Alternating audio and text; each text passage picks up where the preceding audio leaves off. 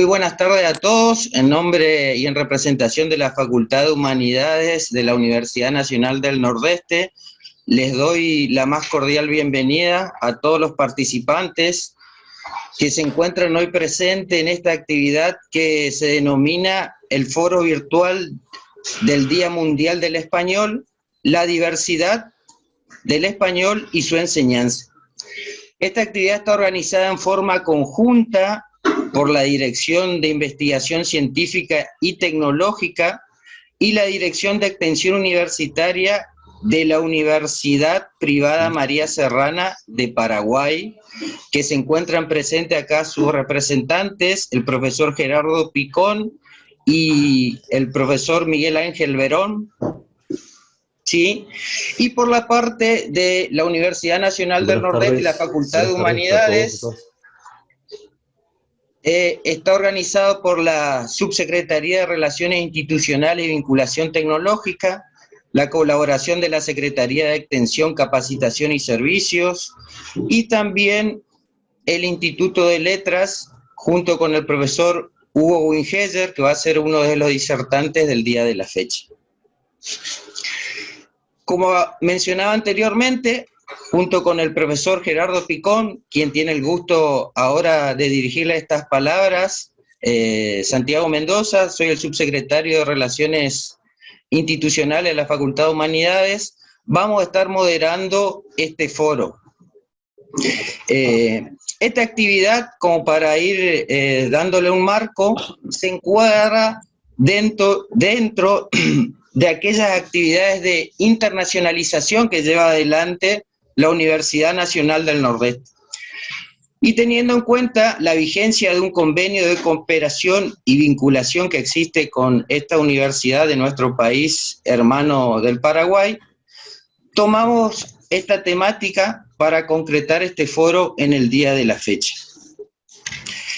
Estas actividades de internacionalización tienen la finalidad de afianzar los lazos institucionales y también de mostrar y potenciar los recursos humanos con que cuentan nuestras unidades académicas.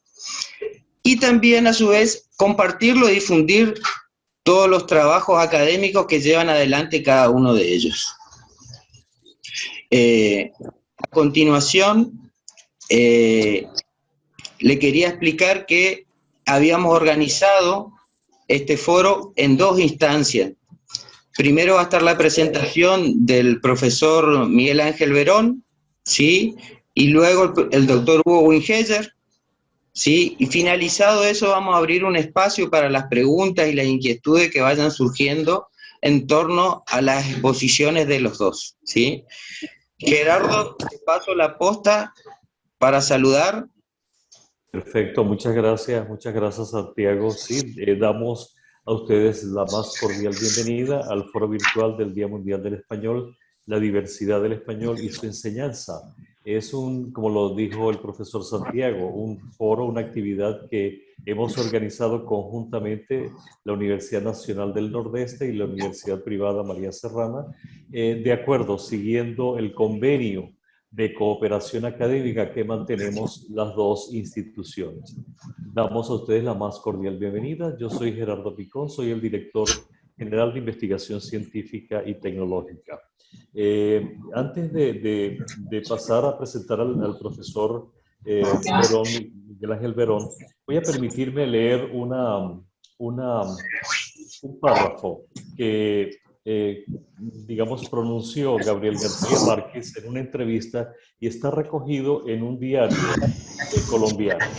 Voy a leer.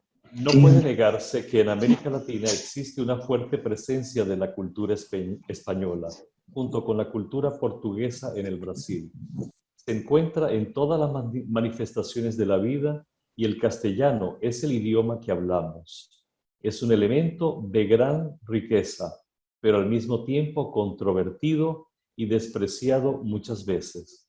Aunque esa herencia también forma parte de nuestra personalidad cultural, hay en Latinoamérica una falsa vergüenza por todo lo español, que me parece excesiva y peligrosa, y nos complica las cosas. Al contrario, yo me siento muy orgulloso de contar con este aporte y no me avergüenza en absoluto.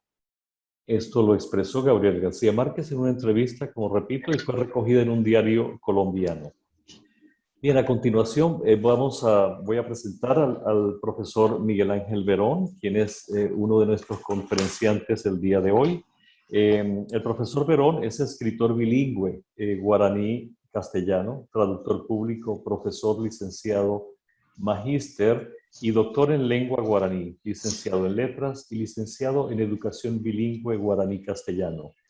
Posee varios cursos de posgrado, entre ellos el de especialización en estudios latinoamericanos realizado en Brasil. Tiene 25 años de experiencia en la docencia en el nivel medio y superior. Fue premiado por la Cámara Junior como joven distinguido del Departamento Central del año 2000. Fue director general de Planificación Lingüística de la Secretaría de Políticas Lingüísticas. Actualmente es miembro de número de la Academia de la Lengua Guaraní, docente de la Universidad Nacional de Asunción, director del Ateneo de Lengua Guaraní Regional San Lorenzo, director general y docente del Instituto Técnico Superior de Estudios Culturales y Lingüísticos. Bueno, aquí está algo en guaraní y no me van a disculpar que no puedo pronunciarlo, ¿verdad? Ok. Desde el año 2018 es investigador categorizado del CONACYT, ganador del 5º Concurso Nacional de Ensayos 2019, organizado por la Secretaría Nacional de Cultural, con un ensayo escrito en guaraní. Es autor y coautor de 10 libros. Artículos suyos han sido publicados en libros y revistas especializados en Paraguay, Brasil, Argentina, España y Estados Unidos. Es alumno del doctorado de Traducción y Ciencias de la Lengua de la Universidad Pompeu Fabra de Barcelona, España. Bienvenido, doctor Miguel Ángel Verón. Un placer tenerlo como conferenciante en nuestro foro.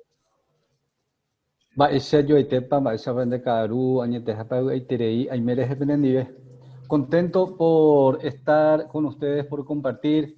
He visto que están también hermanos, hermanas de Brasil, entonces, boa tarde. Que estemos bien y que podamos compartir esta tarde juntos. En realidad, cuando me pidieron que abordara, que presentara algo en este foro, dije, tendré que hablar del castellano. Pensé en el castellano paraguayo y después dije, bueno, voy a plantear otro tema. Y presenté este que ustedes tienen ahí en la pantalla. Y nos felicitamos los que, y las también que hablamos castellano, una lengua muy hablada, muy prestigiosa a nivel mundial. El castellano paraguayo tiene mucha impronta del guaraní. Acá don Gerardo, que vive en Paraguay, que no es paraguayo, entonces se dará cuenta de eso, ¿verdad? Hay tantos vocabularios del guaraní que están presentes en el castellano o vocabularios que pasaron del castellano al guaraní que después retornaron al castellano. Por ejemplo, nosotros no subimos, nosotros arribamos. Nosotros no bajamos en Paraguay, bajeamos. Ese tipo de expresiones. Desde el punto de vista sintáctico, hay tantas expresiones acá que para un extranjero, una persona que no maneja el castellano paraguayo, por supuesto que se pierde. Un profesor mío de la universidad peruano decía que él anotaba en un cuaderno y que la expresión que más le costó entender fue, le dijo un alumno, profesor, ya tengo para mi novia. Lo que le quiso decir, me conseguí una novia. Desde el punto de vista pragmático, nosotros decimos, bueno, te voy a traer ahora mañana. Te voy a traer ahora mañana. Y ahí el hablante del castellano paraguayo no se está confundiendo en cuanto al uso de ahora, no, que en castellano es un adverbio. En el guaraní es un modalizador y nosotros transferimos eso al castellano paraguayo. Te voy a decir ahora, mañana, o te dije luego. Luego, también en castellano es un adverbio de tiempo, pero en el guaraní es un modalizador a través de esa palabra. En guaraní es voy. Y traducimos literalmente al castellano y decimos te dije luego. O sea, ese tipo de expresiones. Pero pensé en otro tema. El castellano convive acá en Paraguay, en América Latina, a nivel mundial, con tantas lenguas. Y me gustaría abordar ese tema con ustedes. Y gracias por la posibilidad de compartir.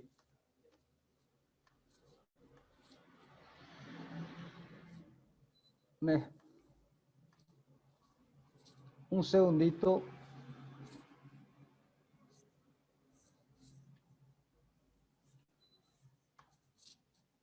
No sé, ¿están viendo? Miguel, saliste de compartir pantalla. Ah, ya un ratito, porque voy a, un segundito, no se me Sí. movía, no se me movía. Un segundito.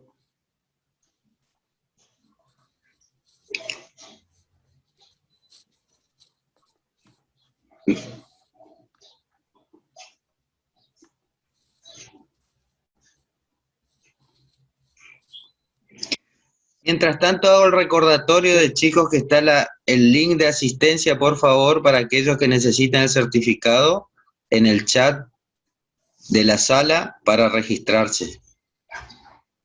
Asimismo, también aprovecho para saludar, veo gente de Rosario, sí, Corrientes, de Mercedes, tenemos algunas estudiantes de Brasil que también están conectadas, San Juan también por ahí visto, Santa Fe. No proyectáis, pero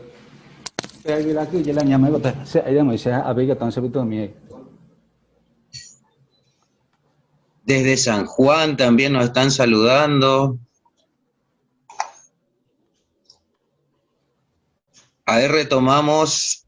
ahí se retomó, ¿verdad? Sí, señor. Sí, bueno, disculpen. Me gustaría primero reflexionar acerca de qué son las lenguas. Para los Mudá guaraní hay una obra monumental que se llama Egura Pitá. Ahí hablan los Mudá, es un libro que recogió, o sea, en un libro recogió y publicó León Cadogan la cosmogonía, teogonía de los Mudá guaraní. Y ahí dice que el Aigú o lenguaje humano es la primera creación de Ñamandú. Que Ñamandú creó primero el lenguaje antes de crear al universo, antes de crear al propio ser humano. Fue su primera criatura.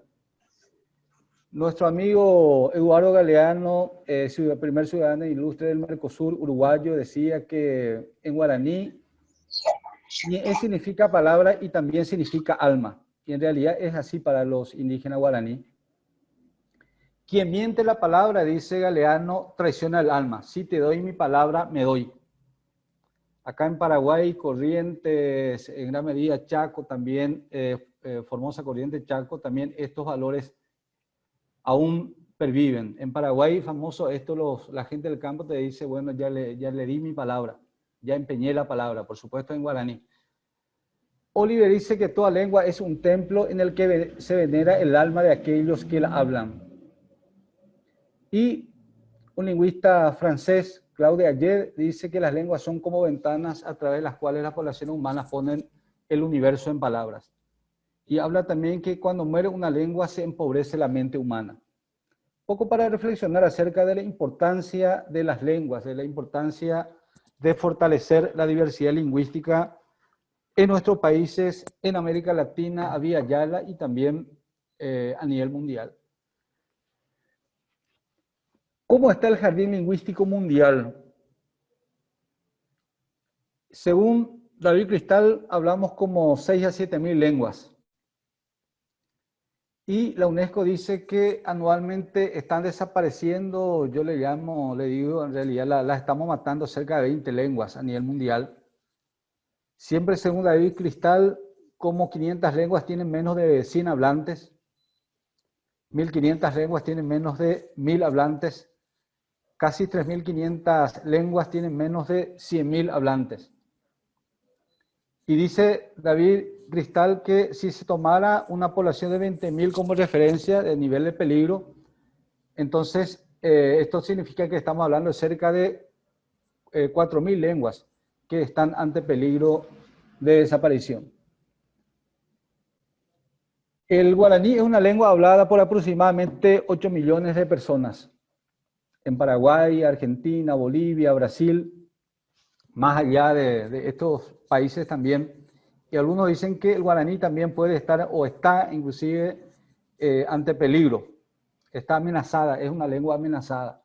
Y acá David Cristal pone como referencia las lenguas que tienen menos de 20.000 hablantes. El guaraní tiene más de 8.000.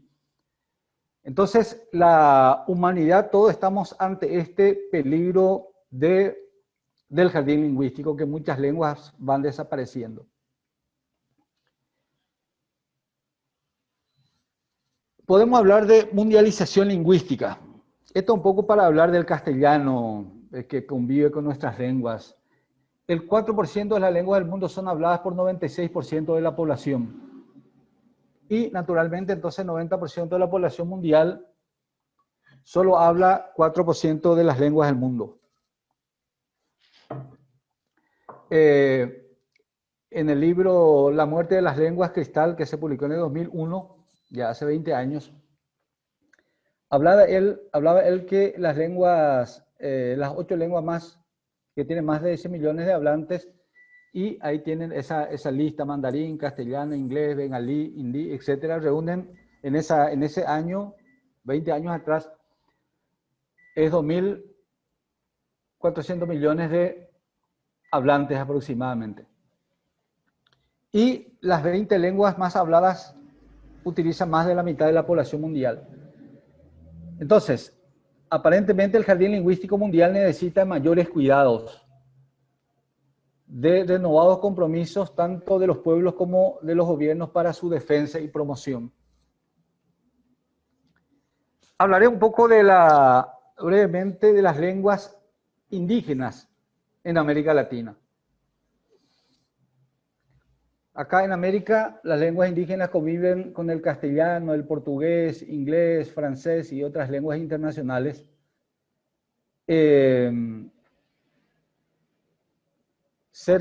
Acá, según este Atlas Sociolingüístico de Pueblos Indígenas de América Latina, UNICEF, con el apoyo de UNICEF, en América Latina son habladas 555 lenguas indígenas. Y ahí tenemos los datos por cada país. Por ejemplo, Brasil, 186 lenguas, Paraguay, 20 lenguas indígenas, estamos hablando, Argentina, 15, Chile, etc. Si subimos más arriba, fuera de América Latina, hacia el norte, vamos a sumar todas las lenguas indígenas habladas en América y vamos a encontrar cerca de 760, 70 lenguas indígenas.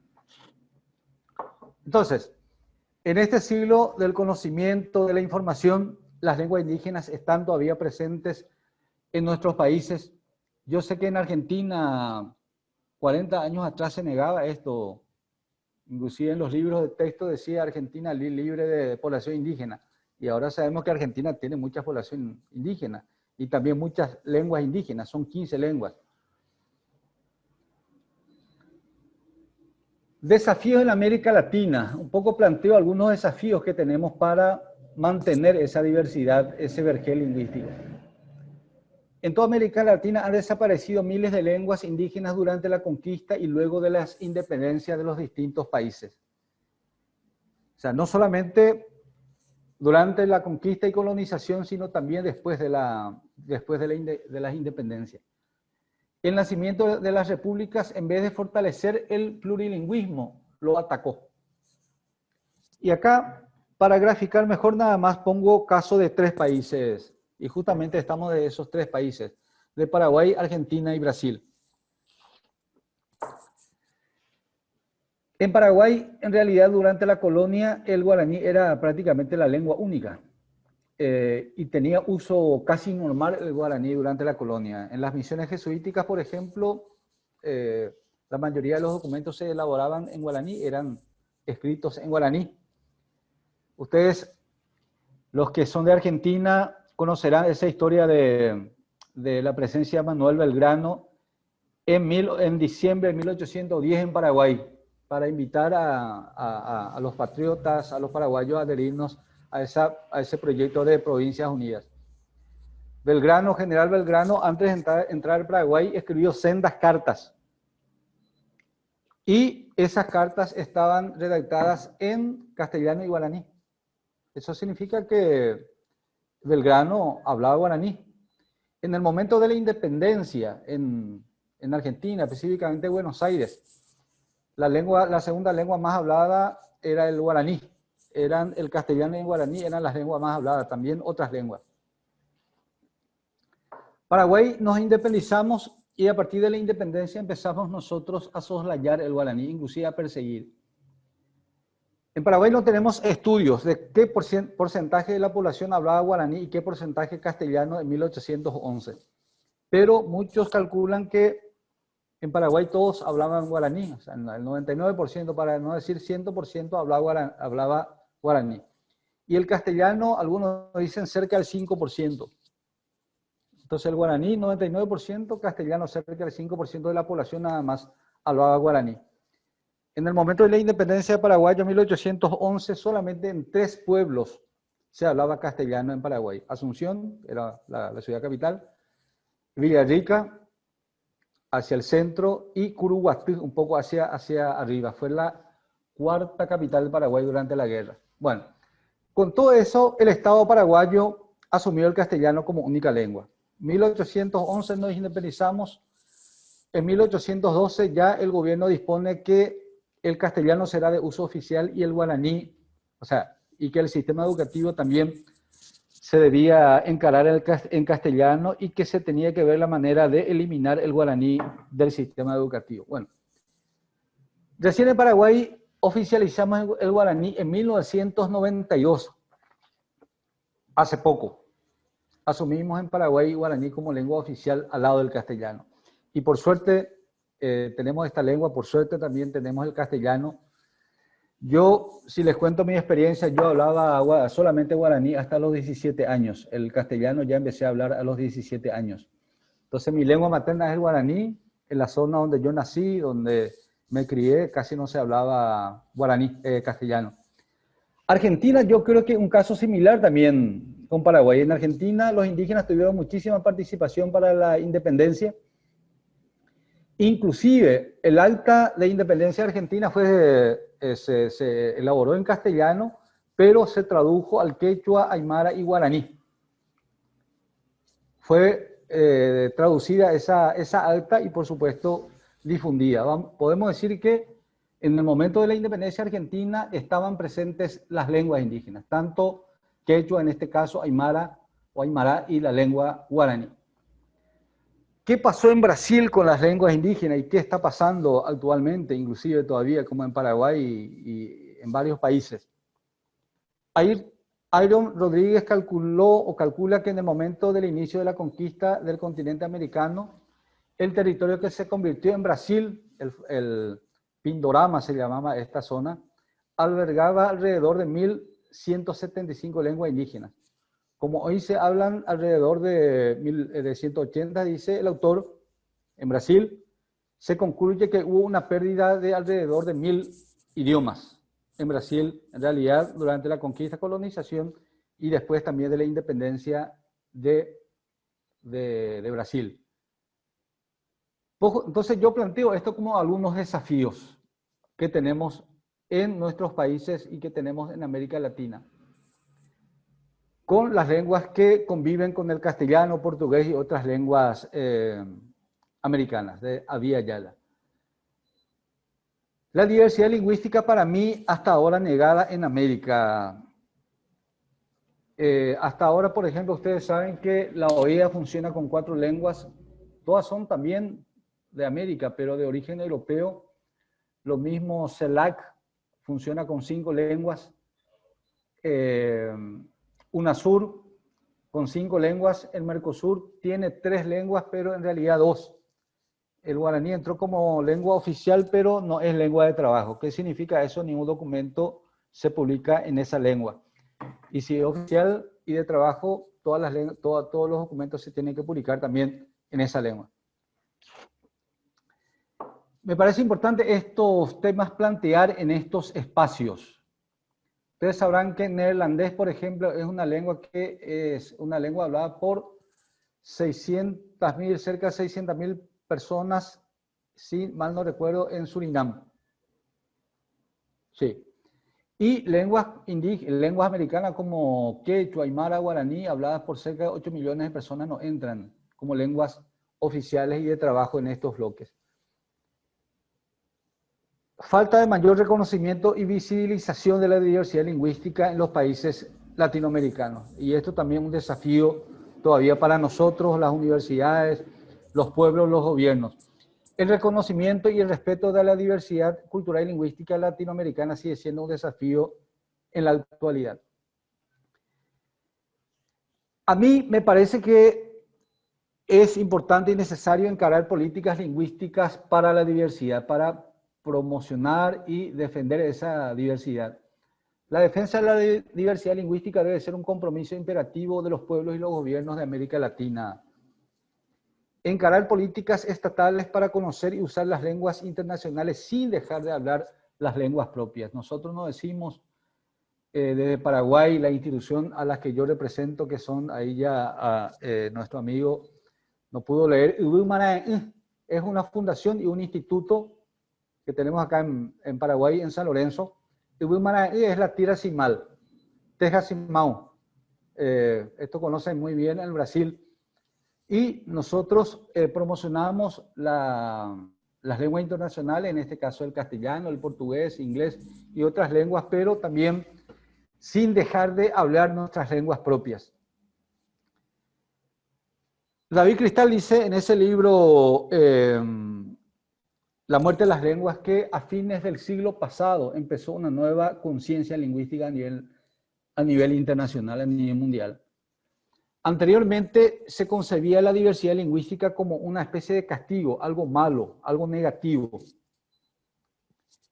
Y David Cristal dice que a partir de fines del siglo XX, o sea, 30 años atrás, se empezó a valorar esa diversidad lingüística. Y para mí la Torre de Babel representa un poco esto, como una maldición. Y nosotros decimos que es una bendición la diversidad lingüística. ¿Por qué? Porque la diversidad es una condición misma, es una condición para la vida misma. Ustedes saben que en el 2019 o el 2019 fue proclamado por las Naciones Unidas como el Año Internacional de las Lenguas Indígenas. A la UNESCO, a la ONU, les preocupa la desaparición de las lenguas indígenas, entonces tomaron el año 2019 como Año Internacional de las Lenguas. Muchísimas actividades fueron encaradas durante ese año y dejaron resultados muy positivos. Es por eso que las Naciones Unidas decidió declarar el decenio de las lenguas indígenas del año 2022 al 32. El próximo año empezamos. Para la declaración de 2019, Año Internacional de las Lenguas Indígenas, trabajaron mucho el gobierno de Bolivia y la UNESCO, y esta vez para el decenio de las lenguas indígenas, el gobierno de México y la UNESCO. Para nosotros es un momento, es una oportunidad muy importante aprovechar ese decenio, de manera a fortalecer el jardín lingüístico, fortalecer las lenguas indígenas. Algunos dicen que la mayoría de las lenguas indígenas, así como están las cosas, están ante peligro. No decimos que van a desaparecer, pero están ante peligros. ¿Y qué hay que hacer cuando algo está en peligro? Justamente lo que yo planteo ahí, políticas lingüísticas para mantener y fortalecer las lenguas indígenas, al lado de las lenguas internacionales que hablamos en nuestros países, naturalmente. En Paraguay nosotros impulsamos la bilingüización generalizada de Paraguay. En Paraguay, hacia 1950, prácticamente 50% de la población era monolingüe guaraní. A fines del siglo XX, 35%. Actualmente, monolingüe guaraní. Actualmente yo creo que 15% de la población paraguaya sigue siendo monolingüe guaraní. Y nosotros estimamos que hacia 2035, 40 en Paraguay terminan los monolingües guaraní. O sea, todo el mundo va a aprender a saber comunicarse en castellano. Y a mí me parece bien eso. Pero sí me preocupa y sí nos preocupa si los paraguayos dejamos de hablar el guaraní. Eso sí nos preocupa. Es muy necesario que hablemos el castellano acá en Paraguay, que lo manejemos. Y si es posible también hablar un poco de portugués y por qué no también inglés y otras lenguas, chino, ruso, lo que sea. Pero defendemos que tenemos que tratar de no perder el guaraní. Repito que en 20 años probablemente en Paraguay ya no vamos a tener monolingües guaraní. Todo el mundo, todos los paraguayos, todas las paraguayas vamos a saber comunicarnos en castellano. Y eso puede representar un peligro para la lengua guaraní si nosotros en Paraguay no planificamos, si no encaramos una planificación lingüística seria a corto, mediano y largo plazo de la lengua guaraní. Y naturalmente las 20 lenguas indígenas del Paraguay al lado del guaraní. Planificar la defensa, revitalización y promoción de las lenguas indígenas a la par de las lenguas internacionales. Repito, nadie dice acá, en Paraguay no decimos, yo tampoco digo que dejemos de hablar las lenguas internacionales, pero sí impulsar, el caso de Paraguay, el bilingüismo. El guaraní, específicamente la lengua por la cual yo hago militancia y trato de fortalecer a través de mis trabajos, está perdiendo campo, está perdiendo espacios con el castellano. 40 años atrás, en Formosa, tranquilamente en Formosa y en Corrientes, Chaco argentino, uno podía vivir sin hablar castellano. Yo creo que ahora es imposible ya vivir en Formosa y en Corrientes sin hablar castellano. Yo creo que las personas que hablan guaraní también hablan castellano. O sea, no son ya monolingües guaraní.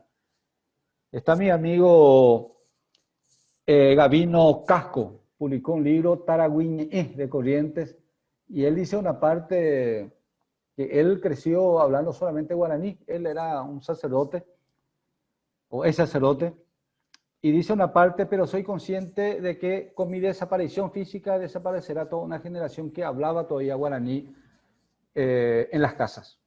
Entonces, eso también nos preocupa que pase en Paraguay lo que ha pasado o está pasando en Corrientes, Formosa, Chaco. Yo sé que hay muchas personas que siguen hablando guaraní, pero se replegó mucho el uso del guaraní en esos lugares. Planificar el estatus, el corpus y el aprendizaje de las lenguas indígenas. Entonces,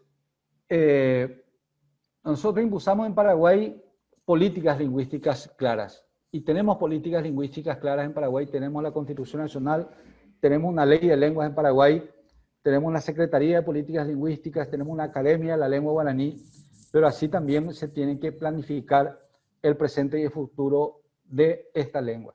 Y el estatus, ¿por qué el guaraní en Paraguay puede perder ante el castellano? Es por el estatus, por el nivel de estatus. El castellano es una lengua muy estandarizada, una lengua con un estatus muy elevado en Paraguay a nivel internacional, y el guaraní no. Entonces, a través de la política pública también elevar el estatus de la lengua guaraní, el corpus, el desarrollo interno de la lengua y, por supuesto, el aprendizaje a través de la enseñanza. Cultivar el jardín lingüístico, para ir terminando. Impulsar el aprendizaje y uso del castellano o de otras lenguas internacionales, pero sin dejar de conocer y vivir en la lengua propia. Y esto en Paraguay, Argentina, Perú, Bolivia, Brasil. Es más, guaraní es la única lengua indígena de América hablada por población no indígena. En Corrientes, Formosa y Chaco hablan guaraní argentino, o sea, criollos. En Paraguay lo mismo. También, naturalmente, hablan los pueblos indígenas. En Paraguay, país que en otrora prácticamente era monolingüe guaraní, en 2 décadas más, esto que yo decía hace rato, toda la población hablará castellano. Que esto no represente el abandono del guaraní, porque va a ser una pérdida muy grande para la diversidad lingüística del continente, América Latina, y el guaraní es un referente muy importante, y para eso estamos trabajando en Paraguay. Hay políticas, estamos trabajando. Yo creo que hay que superar racionalidades, creencias y prácticas, y una de esas racionalidades es que históricamente las políticas lingüísticas fueron estas: un Estado, una lengua. Entonces, bueno, Brasil, una sola lengua, un solo Estado, una sola religión, una sola bandera, una sola lengua. España, a pesar de que son habladas muchas lenguas, bueno, ¿no? España, una sola lengua, lo mismo Inglaterra, lo mismo Colombia, o lo que sea, Venezuela. Entonces, para mí es importante apuntar a un Estado, varias lenguas, un país, varias lenguas, que es posible vivir en una sociedad plurilingüe. La UNESCO dice que por lo menos tenemos que hablar 4 o 5 lenguas Entonces, mantener nuestras lenguas y a la par hablar las lenguas internacionales. Y termino con una frase, con una expresión de Nelson Mandela: si hablas a un hombre y a una mujer en una lengua que entiende, el mensaje llega a su cabeza. Si le hablas en su lengua, le llega a su corazón. Entonces, felicito este foro, este encuentro. Yo me congratulo también de hablar el castellano, a pesar de que empecé a hablarlo ya tardíamente, a los 17, 18 años. Es una lengua que nos conecta a nivel mundial, es una lengua que cada día toma más relieve. En Paraguay avanza mucho el castellano a través del sistema educativo, medio de comunicación, y estamos aprendiendo. Es una lengua que nos conecta al mundo. Y también orgullosos de hablar esta lengua en Paraguay y creo que en América Latina. Pero defendamos al lado nuestras lenguas propias. Defendamos ese jardín lingüístico y demostrar que podemos vivir en una sociedad plurilingüe, pluricultural e intercultural, donde las relaciones sean más horizontales que verticales. Se aguillete peserendures. Muchas gracias por escucharme y muchas gracias por la invitación. Muchas gracias, profesor Verón. Gracias, mil gracias en nombre de todos nuestros participantes. Fue realmente muy contundente su propuesta, ¿no?, sobre la preservación de las lenguas indígenas, especialmente el guaraní. Sí, observo que aquí, por ejemplo, aquí en Paraguay, sí, la mayoría de la población pues mantiene el guaraní, o lo que ustedes llaman el yopará, ¿no? Yopará, que es la mezcla, ¿no? La mezcla entre castellano y el guaraní. Sí, pero muy bien, o sea, su postura en su disertación sobre lo que es la preservación del multilingüismo y la preservación pues de las lenguas indígenas, que obviamente pues deberían integrarse, pues ¿por qué no hablar como usted lo propone? Varias lenguas y mantener el carácter multilingüístico. Y su énfasis, por supuesto, en las políticas lingüísticas, pues el Estado debe profundizar más en la orientación de las políticas y acciones a fin de poder preservar las lenguas. Ok, muchas gracias, profesor Verón. A ustedes. Gracias, Gerardo. Gracias al profe Verón también por sus aportes, y hago un paréntesis ahí para contar como anécdota o como ejemplo que hablando del plurilingüismo o la conservación de las lenguas autóctonas, por ejemplo, se me viene a la memoria, Hugo, el tema de que el programa de pueblos indígenas de la universidad cumple un rol fundamental manteniendo y llevando a cabo estas actividades, ¿sí? Todos los becarios de este programa, que se llama Programa de Pueblos Indígenas, reitero, tiene como actividad mantener y difundir las lenguas de los pueblos originarios.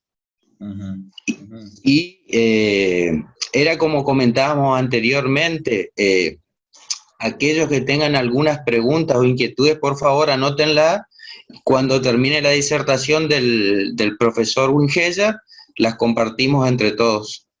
Creo que hasta ahora se está escuchando bien. Había una chica más que por ahí tenía un problema, pero creo que la transmisión está yendo todo 10. Bueno, siguiendo el programa, tengo el gusto de presentarle al doctor Hugo Wingeyer, colega, ¿sí?, de la universidad, con quien nos conocemos hace varios años. Voy a hacer una breve presentación de su currículum.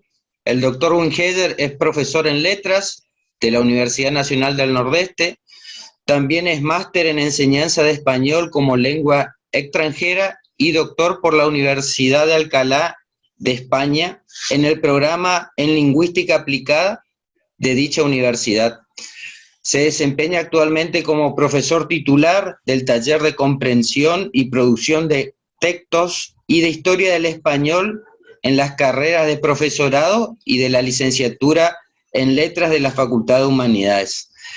También forma parte de la gestión institucional de la facultad con el cargo de vicedecano, ¿sí? Es director de proyectos de investigación en la Universidad Nacional del Nordeste y también en la UNAM. Y también recuerdo que es miembro académico por la UNE en el consorcio CELU, del examen CELU, Certificación de Español de Lengua y Uso. Y a continuación, la ponencia que tiene preparada para el día de hoy se llama Caracterización del español sincrónico de corrientes y resistencia, fenómenos identificados en la escritura de alumnos ingresantes de la Universidad Nacional del Nordeste. Hugo, bienvenido. Bueno, muchas gracias por la presentación. Muy buena la ponencia de Miguel Ángel, me gustó mucho y bueno, vamos a ver, compartir. Compartir. ¿Vamos todos? Muy bien.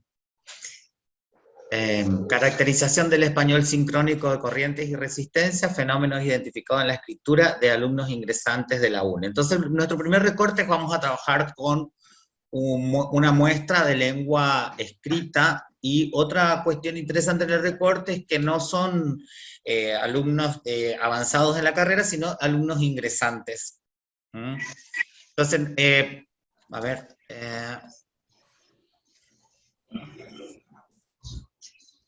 hay dos proyectos que yo dirijo, uno estoy dirigiendo actualmente y otro que terminó el año pasado, que tienen más o menos los mismos objetivos, las mismas preocupaciones. La relación entre el rendimiento académico y las prácticas de lectura y escritura de la Facultad del Profesorado en Letras o de los estudiantes de la Facultad de Humanidades, y la identificación de fenómenos lingüísticos sincrónicos en estudiantes de primer año, con el objeto de actualizar el perfil dialectal de nuestra región. El corpus, acá hay una aclaración interesante, el corpus está formado por 50 trabajos de alumnos ingresantes, son informes de lectura y trabajos prácticos, y la caracterización que podemos hacer que son alumnos expuestos a la variedad estándar en los proyectos, en los trayectos educativos previos a la universidad. Es decir, que nosotros al tomar a ingresantes estamos en una situación de frontera entre el nivel medio y el nivel universitario. El objeto de ir ampliando nuestra perspectiva de trabajo, nuestro marco teórico, nosotros veníamos trabajando hace varios años con el enfoque comunicativo. Estamos viendo otras perspectivas y esto se ve reflejado en los proyectos que les había mencionado antes. En el último, en el que estamos trabajando ahora, estamos en el interaccionismo estructural, por eso hablamos de adquisición del discurso académico. Pero tomamos mucha bibliografía de un equipo de trabajo de la Universidad Nacional de Misiones que trabaja en la alfabetización semiótica. Entonces hacen un replanteo en este equipo de trabajo del concepto de lengua en el enfoque comunicativo como instrumento de comunicación. Entonces plantean una visión más amplia del lenguaje, que entonces dentro de la alfabetización semiótica, el lenguaje supone una potencia semiótica que excede lo instrumental. Concebir el lenguaje como instrumento supone que lo manejamos desde fuera, que operamos con el lenguaje de un sujeto considerado a priori, y lo que implica excluir el lenguaje de la constitución misma de la conciencia semiótica. La idea de este grupo de trabajo, con nuestra bibliografía que nosotros utilizamos, es que la comunicación agota las posibilidades semióticas del lenguaje. Entonces, volvemos al tema de frontera, ¿no es cierto? Nosotros trabajamos con el alumno ingresante de la facultad y lo que estamos viendo es el resultado de los trayectos educativos previos. De estos niveles yo hablo de fronteras y de diferentes niveles medios, que son escuelas públicas, privadas, céntricas y periféricas, tanto de corrientes como de resistencia. Ana María Camblum, que dirige este trabajo de alfabetización semiótica, plantea varios grupos de alumnos. que responden a determinadas características. Yo tomo dos que nos van a venir bien ahora. Un grupo de que comprenden y hablan de esta frontera, ¿no es cierto? Esos alumnos que ingresan a la universidad, que comprenden y hablan la lengua oficial y sus hábitos responden a los prototipos urbanos de clase media y a la lengua estandarizada del español argentino escolarizado, y otro grupo grande que comprenden y hablan la lengua oficial, pero sus hábitos mestizos, criollos, rurales o de fronteras no responden a los prototipos urbanos de clase media y a la lengua estandarizada del español argentino escolarizado, que a veces nosotros vamos viendo, si los designamos de distintas maneras, decimos una persona a veces con alguna cuestión estructural, con el manejo de dificultad estructural, con el manejo de la lengua, entonces vamos a ir viendo, ahora vamos a tratar de definir sobre un trabajo de campo y sobre el trabajo efectivo de recoger nuestras muestras, vamos recogiendo siempre los exámenes, los escritos de estos alumnos para ir revisando, y lo que vamos a hacer en este momento es plantearnos qué características de nuestra área dialectal podemos encontrar en estos escritos de estudiantes de frontera entre el nivel medio y la universidad. Para eso decimos rápidamente, tomamos el área en estudios, que Miguel Ángel ya nos estuvo hablando, somos de un área común, son 4 ciudades que responden a una vasta extensión, que es la región NEA, de 340.000 kilómetros cuadrados, distribuido en 4 provincias, bueno, ubicadas en las riberas de los ríos Paraná y Paraguay. Entonces ahí tenemos un primer elemento por considerar, que es con un historiador nuestro, Meder, vamos viendo que estas corrientes, las riberas de estos ríos, sirvieron para la población, y entonces fueron ocupados sucesivamente por guaraníes, hispano-criollos, y por la inmigración moderna, y otras otros grupos indígenas con sus propias lenguas que vamos a ir viendo. Ahora bien, si nosotros queremos ubicar estas 2 ciudades, de donde son nuestros informantes universitarios, nosotros podemos ubicarlo tomando una división tradicional del español argentino, muy conocida, de Doni de Mirande, que establece zonas, ¿no? Litoral pampeana, noroeste, andina del norte, cuya con características propias. Hay un libro muy interesante, El español de la Argentina y sus variedades regionales, donde en particular se trabaja la región nordeste, que está formada por las provincias de Misiones, Corrientes, y como verán, no son exactamente las provincias, porque bueno, las fronteras no son, las fronteras se van diluyendo. Entonces de Formosa, noreste de Santa Fe y norte de Entre Ríos, lo constituye esta zona de la región NEA, donde están las 2 ciudades que estamos trabajando. Para la cuestión histórica y demográfica, rápidamente, entonces, se fundan Asunción en el siglo XVI, en 1537, Santa Fe en el 72, Buenos Aires en 1580, y con eso nosotros definimos rápidamente en la Argentina como litoral sur. Pero nosotros trabajamos 2 ciudades del litoral norte, Corrientes de 1588, y aquí una cuestión que es importante y se emparenta con lo que trabaja Miguel Ángel, que es el español de Corrientes, ha presentado y presenta actualmente particularidades que lo diferencian del español de Buenos Aires y lo integran más al de Paraguay.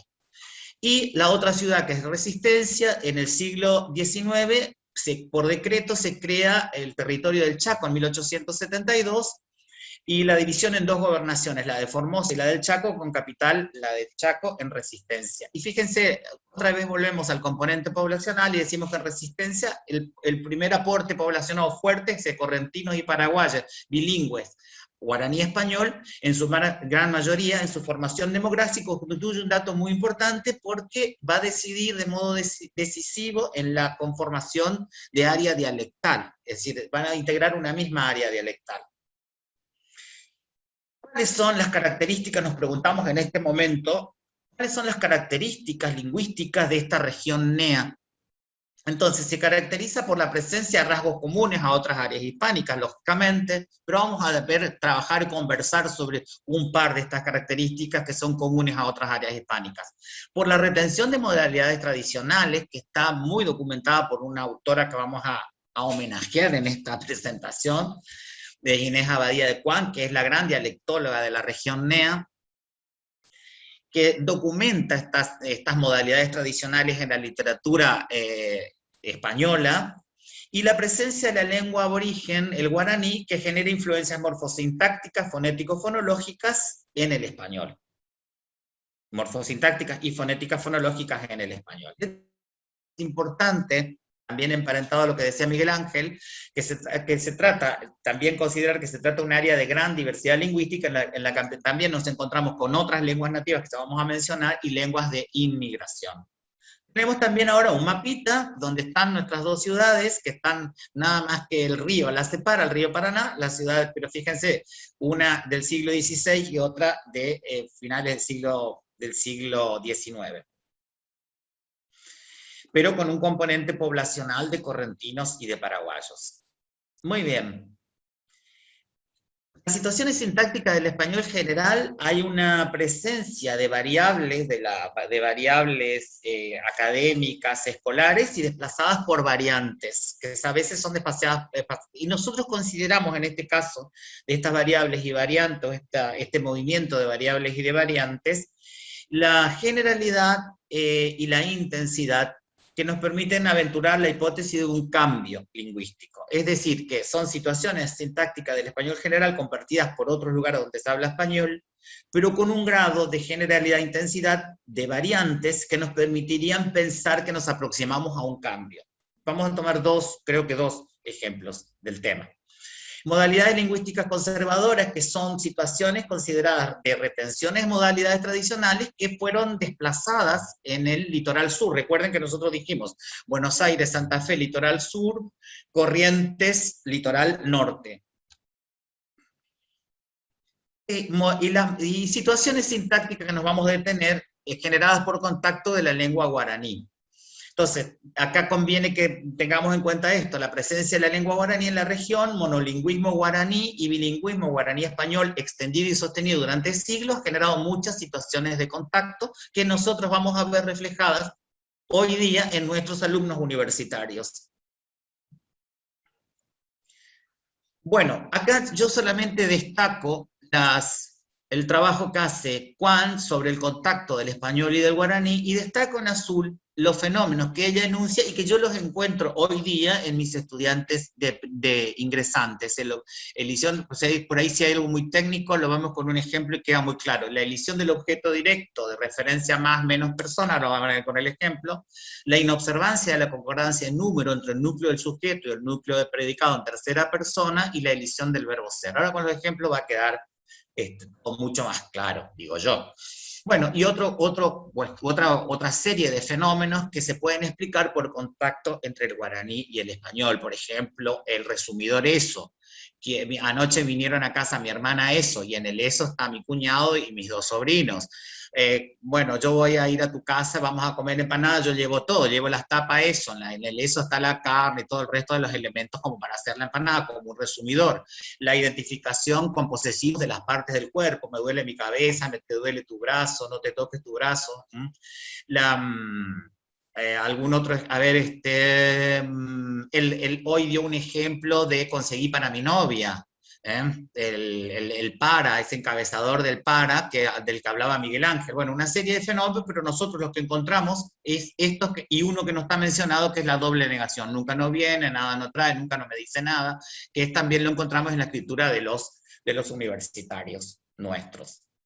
Los textos, les decía que esto es un gran homenaje a nuestra dialectóloga, profesora de la Universidad Nacional del Nordeste, con la que yo me formé, y que falleció en julio del año pasado en Resistencia, Inés Abadía de Cuán. Inés Abadía de Cuán, lo digo rápidamente, es una persona que vino del litoral sur, es una persona de Buenos Aires, profesora de Historia del Español en nuestra universidad, que prontamente se puso a percibir que la manera de hablar en la región NEA era completamente distinta, y empieza a trabajar el español de la región NEA hasta a transformarse en una de sus referentes más importantes. Entonces aparecen ahí aspectos del español sincrónico de Corrientes, el español del Nordeste, y es la elegida por Fontanella de Weinberg a integrar este libro, que son las variedades del español, es la que él va a trabajar el español de la región NEA, y nosotros vamos a usar bastante de su bibliografía. Fíjense que ella trabaja en los 80 en la interferencia guaraní entre la morfosintaxis léxico del español de Resistencia con Irigoyen, y trabaja este contacto del español y del guaraní, es donde nosotros tomamos y vemos tomando como referencia el trabajo de Juan, vemos cómo se refleja eso en los escritos de nuestros ingresantes universitarios. Fíjense, vamos a ver acá. Les decía que se definían como situaciones sintácticas del español general de acuerdo con el grado de generalidad y de intensidad de estos fenómenos. Nosotros miramos y recogemos estos fenómenos y vamos viendo la aparición del verbo haber como impersonal, es decir, la tendencia a transformar el verbo haber en un verbo personal. Pongo solo dos ejemplos para no abrumarlos, y la diferencia que encuentro entre el instituto y la universidad es que allá no habían autores latinos propiamente dichos, referido a autores, y en el caso de comentarios, cosa o persona, se dijo que hubieron comentarios de que el autor escribía pocas obras latinas. Bueno, nosotros después hicimos un relevamiento de qué grado, en nuestra muestra, ¿no es cierto?, en qué grado de extensión tenía este fenómeno de transformar en personal a un verbo impersonal, y ya vamos a ver al final. Y otro fenómeno es el de las oraciones cuasi reflejas pasivas y las personales cuasi reflejas. Tenemos un ejemplo, nomás les voy a dar, literatura latina o literatura romana, estos dos conceptos se entrecruzan. Acá se entrecruzan, al borrar la concordancia entre el sujeto y el verbo, transformo a una estructura personal en impersonal. Aparentemente, según Inés, avanzo un poquito más, la idea es, hay una tendencia a la impersonalidad. Avanzo un poquito. En nuestra muestra, del total de usos de haber como impersonal, hay un 14% de transformar al haber como personal. Pero en esto de se vende casa en vez de se venden casas, nosotros nos encontramos con en nuestra muestra con un 58%. Entonces, un 58%, y si tomamos un 6% de fluctuación, nos encontramos con una tendencia muy fuerte hacia transformar en impersonal una estructura personal. Entonces, eso es a eso se refería Inés cuando clasificaba estos fenómenos. Inés Juan, estos fenómenos en situaciones del español general, que por su intensidad y por su extensión, nos encontramos nosotros próximos al cambio. Y esto es muy importante tenerlo en cuenta para definir el perfil dialectal de la región NEA. Entonces, el trabajo que constituye una actualización y una ampliación, explico algo de los estudios sociolingüísticos y dialectológicos de la región, en este caso, una cuestión sintáctica del español general, y fíjense, en el caso del verbo impersonal haber, entonces, usado como se confirma la tendencia vista por Juan, reflejada en el 14% de nuestra muestra, y voy al último punto, la construcción pasiva personal cuasi refleja usada como impersonal, confirma lo previsto con Inés, que se registra en el 58% de los hablantes. Es la tendencia a la impersonalidad la más fuerte, como lo registraba ya Inés Juan, que trabajó hasta el 2004, hasta mediados de los 2000, con el español de la región NEA.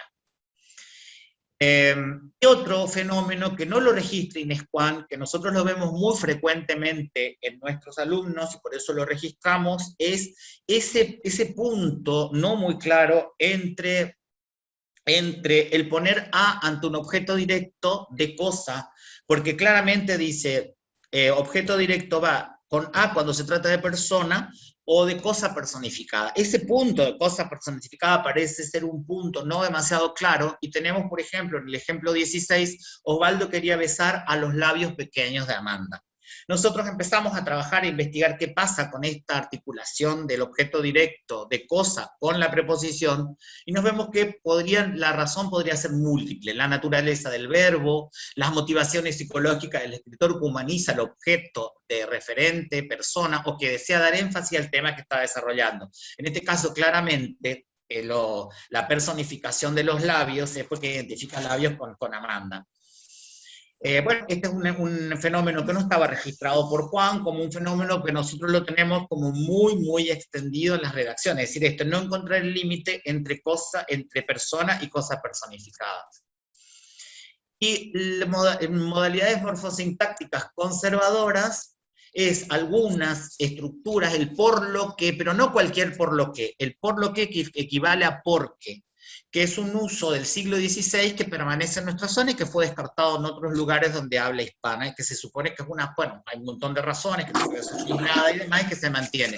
Bieler dice que esa literatura se transforma en latina, por lo que la literatura latina ya se impuso a comienzos del siglo III. Porque la literatura.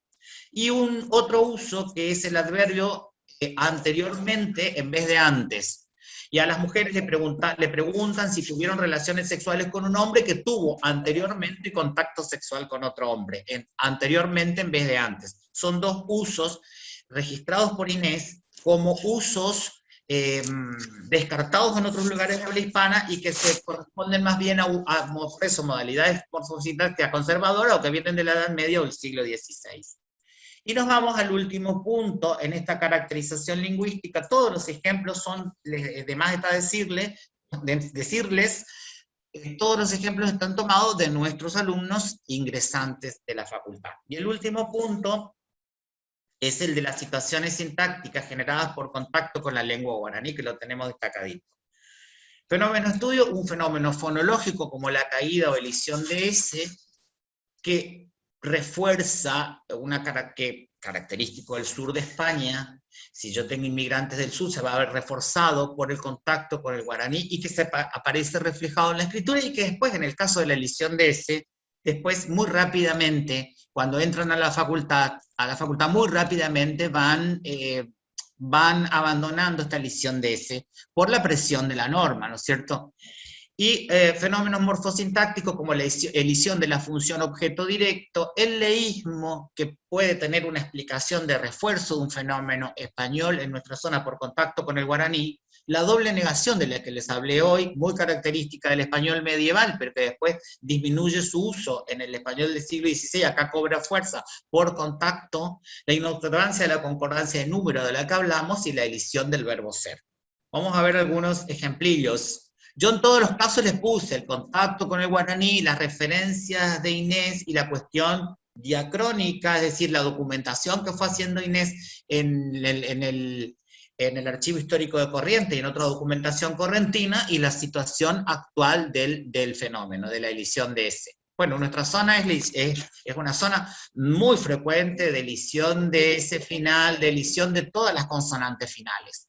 Entonces, lo que puede ser esta hipótesis es que en el sistema de guaraní desconoce la S implosiva, su elisión en la región se podría deber al influjo guaraní.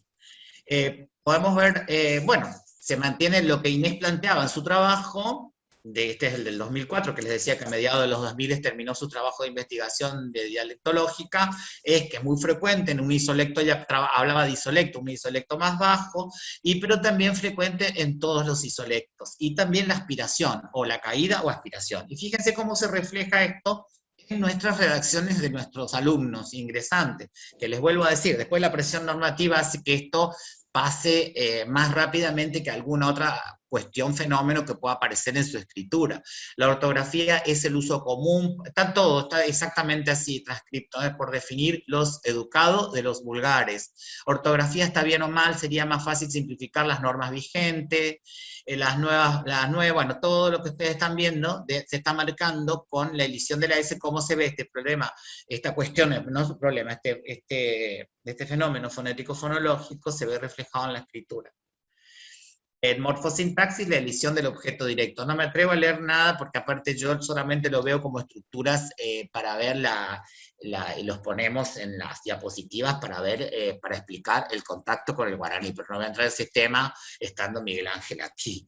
Solamente les marco aquí cómo se explica el contacto, la presencia de la lengua en esta elisión de la función objeto directo, en una explicación, una hipótesis que tiene que ver con el guaraní. Él se esconde y no encuentro, sería una traducción literal de la frase en guaraní, y yo me voy a encontrar después, yo compro la leche y pongo acá, y después yo me voy a encontrar, esto está exactamente en la transcripción, no vamos a discutir con Miguel Ángel, la que ponen Inés Juan e Irigoyen en su trabajo de interferencia con el guaraní, y yo me voy a encontrar, bueno, aparece la diacronía, la sincronía del fenómeno, y yo me encuentro en mis escritos con esto, por ejemplo, voy a leer el 1 nada más. Por una parte estoy a favor de la propina porque no tengo problema en dejarle al empleado, dejársela. le está faltando el objeto directo al empleado. Después, la propina, hoy en día es algo normal, las personas le dejan a los mozos, se las dejan a los mozos. Van bien, vamos a ver el último que gana, claro. Llegando el mes se encargaría de repartirlo o repartírselo a todos por igual. Es decir, esta elisión de la función objeto directo podría explicarse por esta cuestión. Bueno, tenemos más casos. Tenemos el leísmo. Lo mismo acá, tenemos una sola forma, y chupé, y con el chupecuera, con el plural, también la explicación que lo tienen para ver que este fenómeno, que es característico, sobre todo de un fenómeno de centro peninsular hacia el norte de España, porque el sur de España es más fiel a la etimología, puede reforzarse en nuestra zona por contacto con el guaraní. La diacronía, bueno, en todos los isolectos, aparece el leísmo, y nosotros tenemos muchísimos ejemplos de leísmo con esta explicación, que no vale la pena, ya lo ven ahí, estar leyendo, ¿no es cierto? El leísmo de cosa, leísmo de persona, podemos decir más cosa, menos persona. Hay un leísmo, no un leísmo como el paraguayo, que a veces puede tener una sola forma, lee para todas las formas del indirecto y del directo. Acá puede haber singular y plural. Y bueno, vamos muy extendido en nuestras bases de datos, muy extendido el leísmo, y la concordancia, que también, la concordancia entre el sujeto y el núcleo del predicado, tercera persona, que como verán, también está la explicación aquí, y yo lo voy poniendo acá, y ven muchísimo, muchísimo, y repito, tanto la elisión de la S como estas cuestiones, estos fenómenos de concordancia, en la presión de la norma, si uno no los ve en esta primera etapa de ingreso a la facultad, después ya la presión normativa va a hacer que esto vaya desapareciendo, ¿no es cierto? Es decir, que estas cuestiones más evidentes de estos fenómenos. Y creo que nos queda el de la doble negación. Fíjense, la doble negación, que les decía que era un fenómeno característico del español de España de la Edad Media, que disminuye en el siglo XVI, que se puede explicar por el contacto con el guaraní. Podríamos un día dar un encuentro en simultáneo con Miguel Ángel, y Miguel Ángel nos puede explicar mucho mejor que yo la relación con el guaraní. Así que podemos verlo aquí. Fíjense, Amanda recurre a Osvaldo, de quien no estaba enamorado, pero Osvaldo sí. Hay otros fenómenos, de quien no estaba enamorado, pero Osvaldo sí, pero él no le presta tampoco, porque sabía que estaba enamorado de Segismundo y no le presta, entonces ella recurre al cura, pero tampoco no le presta. La doble negación. Dice, el padre nunca no le mostró que le apreciaba a su hijo, los padres denunciaron la violación de la niña, pero nunca más nadie se acercó, nunca no, y aparece una cuestión no demasiado extendido, no demasiados casos, pero sí aparecen estos fenómenos que son más propios de la oralidad en la escritura de nuestros estudiantes. Y la elisión del verbo ser, que es un poco más complicada de explicar, que tenemos, vamos a los ejemplos, tenemos la inadecuación, lo que está fuera de lo permitido, una oración mal escrita, un diálogo. Como verán, la inadecuación es lo que está fuera de lo permitido, la elisión del verbo ser. Las causas que me llevan a creer que esta postura es la correcta son las que a decir, la elisión directamente del verbo ser, que puede explicarse de este modo. A manera de cierre,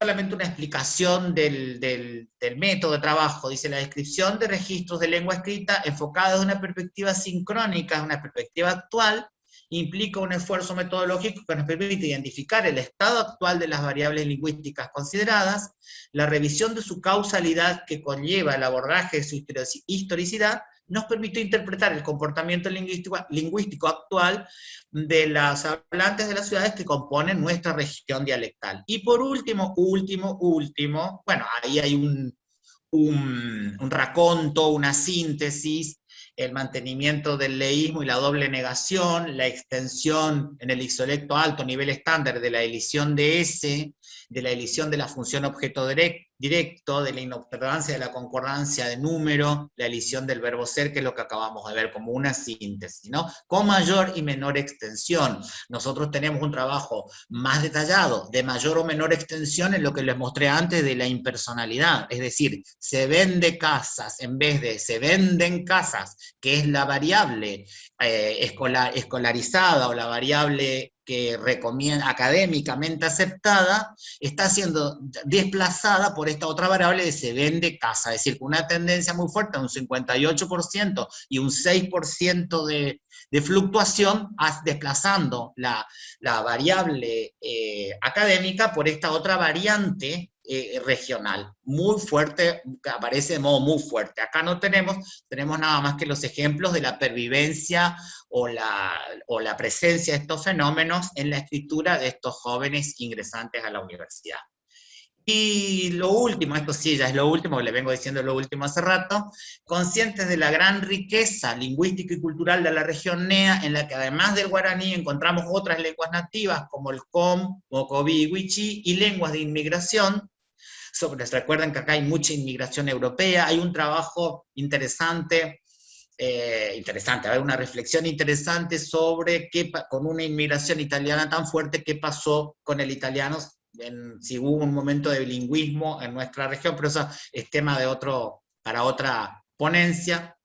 Y lengua de inmigración, sobre la base de la descripción sincrónica, origen y diacronía de los fenómenos lingüísticos que observemos, nos proponemos abordar otras perspectivas de análisis en las que consideren aspectos semánticos y pragmáticos para temas que impliquen o no situaciones de contacto.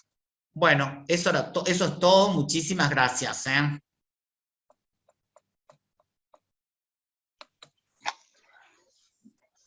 Muy buena, Hugo, tu presentación, muy claros tus conceptos. Ahora bien, aquellos que estén interesados en generar algún tipo de pregunta acerca de las exposiciones de Miguel Ángel y el doctor Hugo Wingeser, dejamos abierto el chat. Acá me están pasando una pregunta para ambos expositores.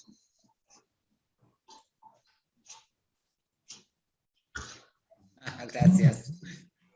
La pregunta dice así: ¿es posible que con el auge de las nuevas tecnologías de la comunicación se puedan implementar políticas tendientes a enseñar o recuperar el uso de ciertas lenguas y así evitar que su uso se pierda entre las generaciones actuales y venideras?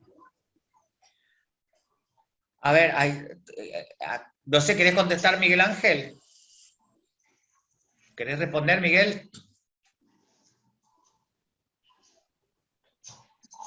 Tu micrófono, Miguel.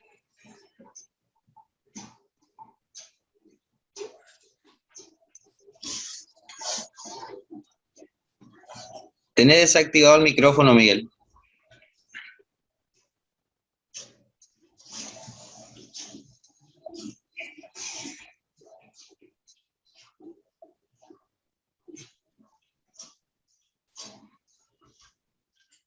Gracias, María. Hugo, ¿querés ir contestando vos mientras? Es que no encuentro mucho la relación. A ver, decime de nuevo, por favor. Yo creo que hace referencia al tema de las redes, el uso también de las redes sociales. Es decir, te repito la pregunta, ¿es posible que con el auge de las nuevas tecnologías de la comunicación se puedan implementar políticas tendientes a enseñar o recuperar el uso de ciertas lenguas y así evitar que su uso se pierda entre las generaciones actuales y las venideras? Bueno, me parece que está sobre todo apuntando a la exposición de Miguel. Creo que se refiere a la mortandad de lenguas, a las lenguas que se van perdiendo, que es lo que está. Creo que estoy interpretando la pregunta, pero me parece que sí, si se pueden poner las nuevas tecnologías al servicio de mantener el jardín lingüístico en términos de Miguel. A ver, Miguel, te escuchamos. No, totalmente posible. Hay lingüistas que dicen que la planificación puede estar al servicio de esta política que decía un Estado, una sola lengua, o al servicio de todas las lenguas. Y de hecho que sí, es que hay voluntad, hay demasiadas herramientas actualmente. Guaraní, por ejemplo, uno puede estudiar por Duolingo. Estamos trabajando en Paraguay, hasta ahora no tenemos cursos virtuales, pero estamos construyendo cursos virtuales, pero de la sociedad civil. En realidad en Paraguay la voluntad falta en el Estado, en los gobernantes. Desde la sociedad civil hay muchísimas iniciativas, pero desde el Estado. Y es totalmente posible.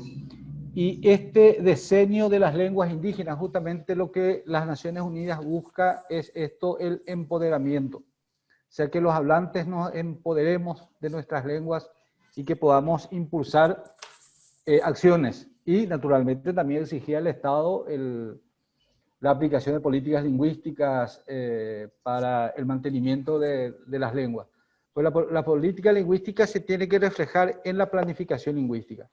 ¿Y qué se planifica? El estatus, fundamentalmente el estatus para elevar el nivel de aceptación, el posicionamiento social de la lengua o de las lenguas, al mismo tiempo el desarrollo de su corpus, o sea, modernizar la lengua, estandarizarla, y estas herramientas son fundamentales para esa, y la otra es la transmisión, o sea, dentro de la planificación, planificar su corpus, entonces la estandarización, modernización, diccionarios, términos, y por otra parte la transmisión o la enseñanza, y las herramientas son fundamentales para ese propósito. Totalmente posible, solamente hace falta mayor voluntad de los gobernantes, digo yo. De hecho, este encuentro y poder escuchar la disertación de Miguel Ángel sobre el tema de la mortalidad se debe a las nuevas tecnologías, si no hubiera sido más difícil. Exactamente, Hugo, que más allá del contexto de pandemia que está viviendo la humanidad, creo que, bueno, las nuevas tecnologías nos permiten hoy estar participando acá, y aprovecho para saludar porque me escribieron por el chat a los participantes de La Rioja, Formosa, González Catán, Buenos Aires, Villa Ocampo, de Asunción, de la Universidad de Feria Santana, que también están participando. Y me pasaron otra pregunta que tiene que ver, creo que esta es para vos, Hugo, con el tema de la caracterización del español sincrónico. Sí. Y también tiene que ver con esto, el contexto de pandemia, cómo ahora los chicos, los adolescentes, los jóvenes se comunican. Si esta virtualidad va a tener un impacto, la verdad que no sé, será que creo que todavía no está estudiado, positivo o negativo en el tema del español, en la utilización del lenguaje. Y es que es muy complejo el tema, es muy complejo. No, yo creo que en muchos planos la pandemia, nosotros estamos pasando la pandemia. Ya veremos en la post-pandemia qué es lo que deja, qué sé yo, no sé, me parece un poco... A priori. A priori, así, me parece que estos largos meses, mucha gente de encierro y de cosas y... no sé, la verdad que no te sé decir en ese sentido qué es lo que puede pasar. En la caracterización, no, hay cosas que no van a cambiar en cuanto, obviamente, el lenguaje y el español sincrónico, el NEA va a seguir siendo el mismo. Puede ser que haya sí me parece que hay una mirada más fuerte, obviamente, hacia las nuevas tecnologías, hacia el lenguaje que aparece en las redes, sobre todo la gente joven. Pensamos que en este caso nuestros informantes son todos chicos, para mí son chicos de 17, 18 años no más, que acaban de terminar el secundario, entonces hay otras cuestiones que se van a cruzar necesariamente, porque si hay mayor tiempo en las redes, un tema candente que yo creo que podríamos proponérnoslo para más adelante es el lenguaje inclusivo, que es un tema que sí aparece muy frecuentemente en las redes y para el que nosotros tenemos que tener también algún tipo de respuesta, ¿no es cierto?, académica. Pero, por ejemplo, sí, yo veo en las redes yo miro todo lo que puedo en las redes y veo ahí cómo aparece muy fuerte el tema del lenguaje inclusivo. Y bueno, y esta especie de acceso a toda forma lingüística que poder poner en TikTok y tener alguien de Colombia, uno de Paraguay, uno de España, otro qué sé yo, otros de otros países, aunque no entiendas el lenguaje, me parece que está haciendo de un entrecruzamiento, de un mestizaje, de una mezcla que no deja de ser muy atractiva, pero no sé, consecuencias todavía más Claro, adelante. sí. Ajá. Por acá hay una pregunta también para el profe Miguel. ¿La lengua guaraní fue sofocada por la fuerza de la colonización española? Ajá, ¿cómo sucedió con la lengua tupí en Brasil? Sí, interesante. Es interesante analizar por qué en Paraguay el guaraní se impuso como lengua casi única y por qué el guaraní hasta ahora tiene tanta vitalidad en Paraguay y podría ser también la región. Y para eso tenemos que recurrir a la historia. A Paraguay llegaron muy pocos peninsulares, muy pocos españoles, y los pocos eran varones. Las mujeres llegaron ya casi después de 30 años, mujeres españolas. Entonces los varones vinieron acá y tuvieron que aprender el guaraní. Y los hijos crecían con las mamás indígenas y por supuesto que hablaban solamente guaraní. Y las españolas, mujeres que vinieron después de 30 años, tuvieron que aprender también el guaraní. Era imposible vivir en Paraguay.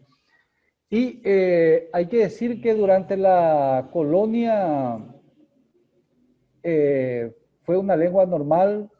Los pueblos indígenas en Paraguay se comunicaban en forma escrita con el gobernador, inclusive escribían notas a comunicaciones a los reyes en guaraní. Y acá se traducían y eran enviadas a Europa, a España.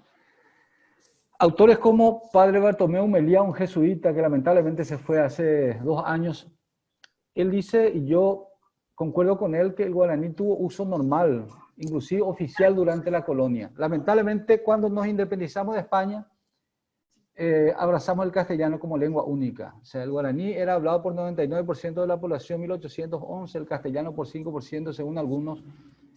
¿Y por qué sucedió? Esto también tenemos que recurrir un poco a las ideas de esas épocas, la antropología evolutiva, el eurocentrismo, o sea, que las lenguas indígenas representan la barbarie, la civilización, barbarie, el salvajismo. Hay que entender un poco esa idea de que estaba de moda en esa época y que lamentablemente hasta ahora inclusive perviven todavía. Entonces en Paraguay fue lengua única, si bien es cierto se impuso el castellano después de la independencia por el Estado, por el gobierno, el guaraní siguió su curso normal.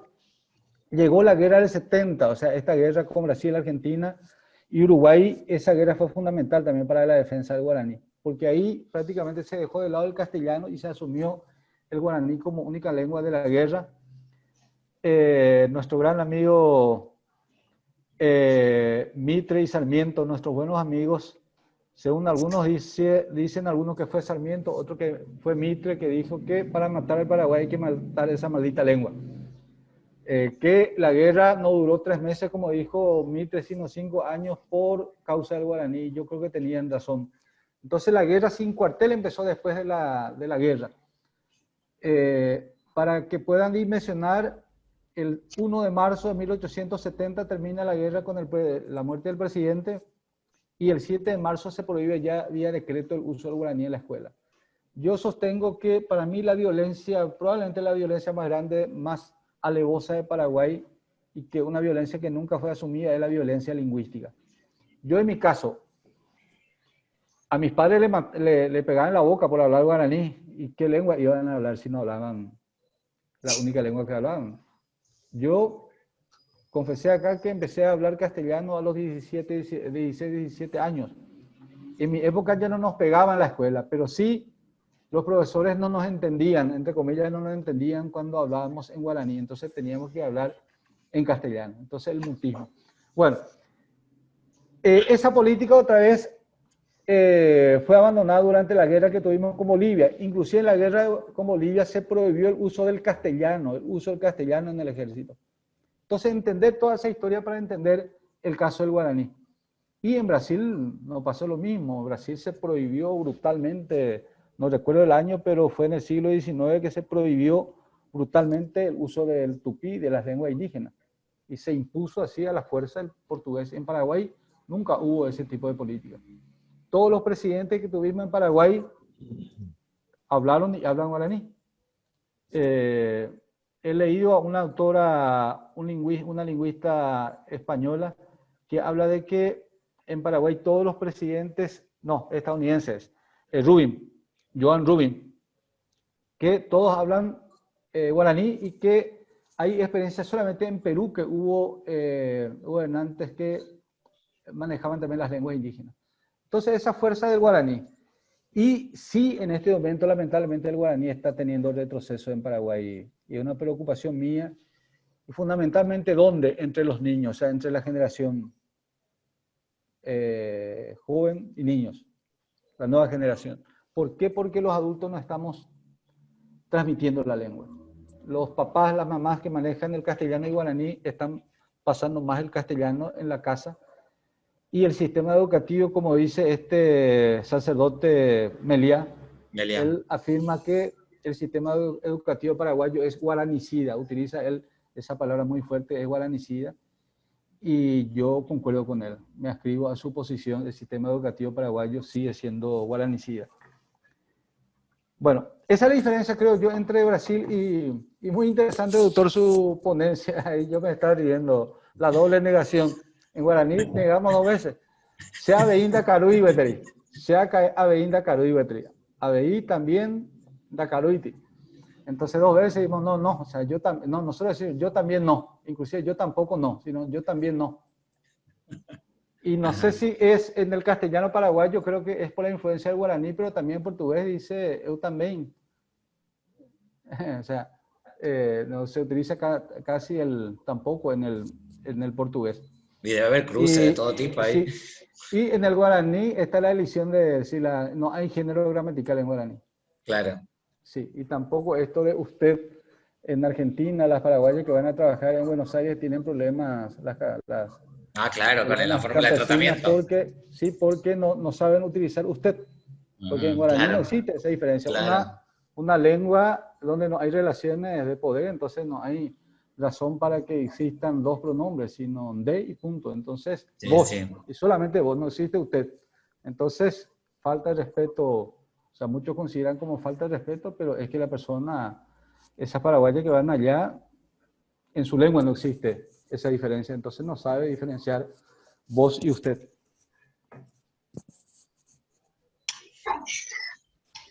Hugo, tenemos otra pregunta acá de Facundo. Dice, se me corrió el chat, ¿cuánto o cómo influye la presencia de vosotros en los manuales de primaria y secundaria cuando enseñamos, por ejemplo, los pronombres personales? ¿Debemos seguir indicando o enseñando al vosotros como segunda persona?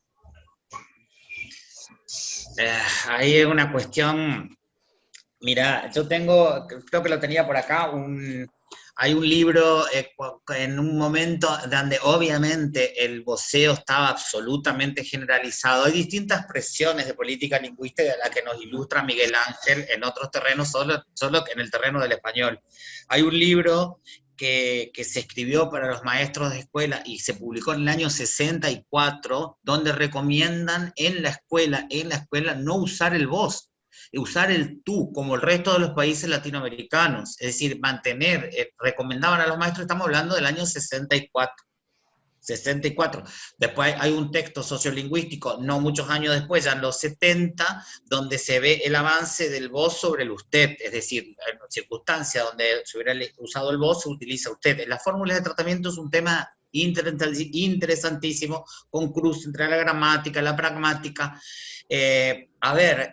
Nosotros nos acostumbramos, yo que tengo 62 años, aprendí en la escuela todo el paradigma verbal con yo canto, tú cantas, él canta, nosotros cantamos y vosotros cantáis, y nunca se hizo referencia a que la diferencia entre lo formal e informal en el plural, vosotros y ustedes, estaba neutralizada en todo el español de América, porque no es solamente nosotros, en todo el español de América esa diferencia está neutralizada, es ustedes para todos. Para todos, acá que somos del Paraguay, de Venezuela y de Argentina, todos tenemos el ustedes. Entonces, y si aún así está la fuerza de la norma, la fuerza de la Real Academia, la fuerza poniendo el vosotros. No creo que influya demasiado. Puede confundir un poco, pero nosotros, todo el paradigma y todos los verbos los aprendimos de esa manera. Yo canto, tú cantas, el tú cantas.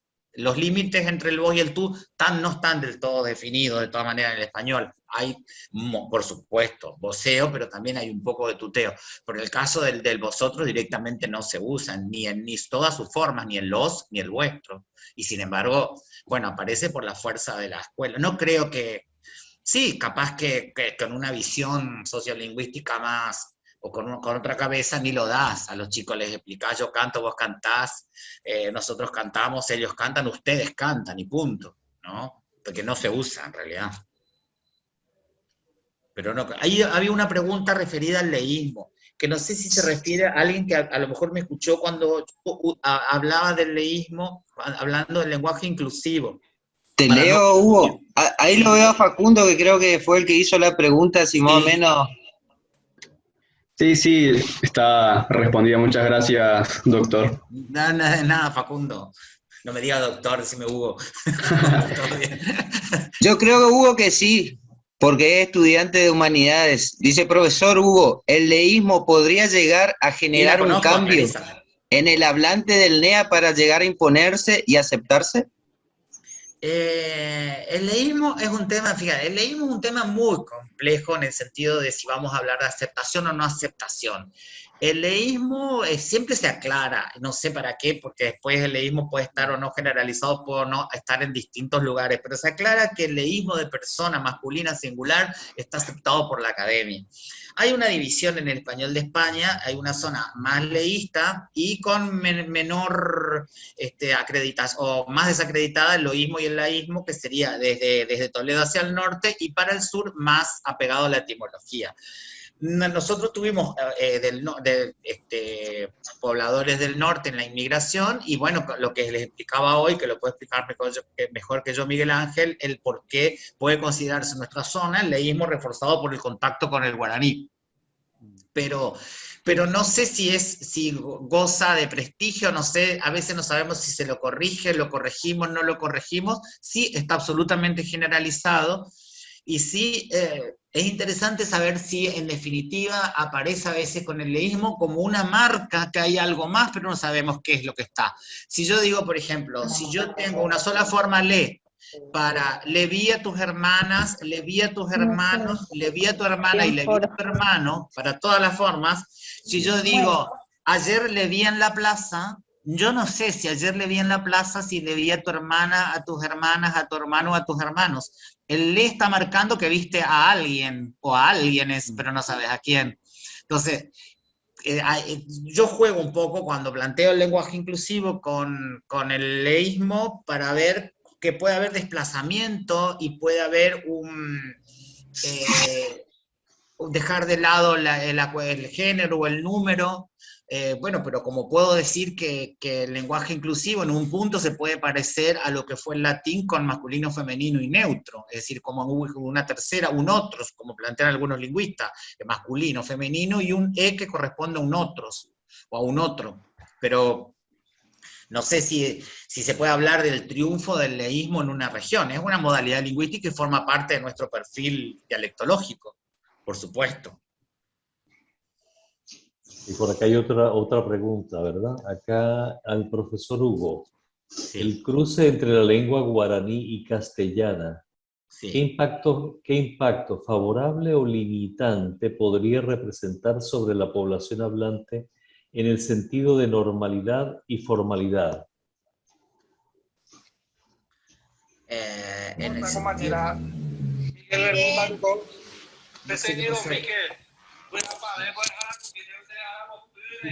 eso debe ser Miguel que está hablando. Cerró el micrófono.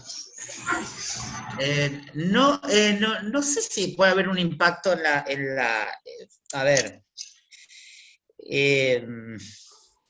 Me parece que en el planteo del comienzo de la charla, con esta diferencia del representante de como dos grandes conjuntos, ¿no es cierto?, de estos ingresantes que responden en mayor o menor medida a un español estandarizado, clase media, lo que plantea como clase media, y alguien que es más asociado quizá a la oralidad y menos a la escritura, pueden aparecer esas características, y sí, la universidad, lo académico, en general lo que se busca es un español más estándar para la comunicación nuestra dentro de la universidad. Pero eso no significa que el contacto o lo que pueda aparecer como caracterizado en el español como de contacto con el guaraní tenga que ser menoscabado o tenga que ser desacreditado. Eso forma parte de nuestro perfil lingüístico. Pero después están otras cuestiones que tienen que ver con el español o el discurso académico que se pide en la universidad para los trabajos. Eso es otra cosa. Eso es otra cosa, pero no creo que sea una influencia negativa. Al contrario, me parece que forma parte de nuestra riqueza lingüística.